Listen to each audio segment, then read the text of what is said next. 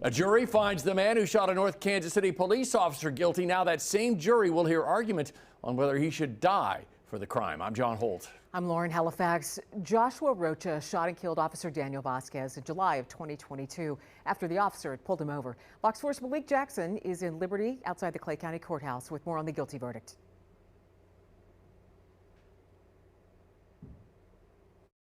Joshua Rocha knows he will never be a free man again after a guilty verdict. But will the state execute him, or will he spend the rest of his life behind bars? That's the decision a jury will soon make. The defense is painting Rocha as a young man with a difficult upbringing, a father in prison for most of his life, and a fire that killed two of his brothers and his grandmother, leaving him forever changed. His lawyer asking the jury for grace. While the prosecution makes clear by showing videos of Rocha firing guns out of windows, the tools he was using to print untraceable guns, that he was reckless. But a step further, prosecutors portray him as deliberate and calculated.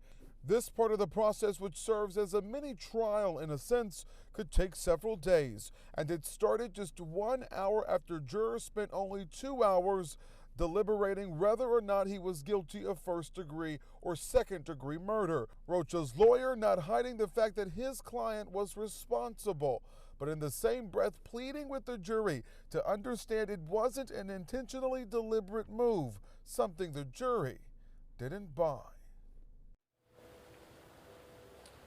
And if I could just take you inside the courtroom, there was an extraordinary moment we saw as the prosecutors began making their case in the sentencing phase of this trial.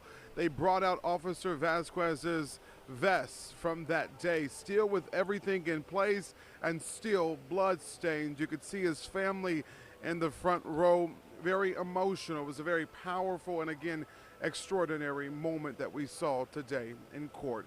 Things wrapped up around 3:30. They'll resume tomorrow morning at 8:30, and of course Fox 4 will continue to bring you the latest developments. Outside the Clay County Courthouse, I'm Malik Jackson, Fox 4, working for you.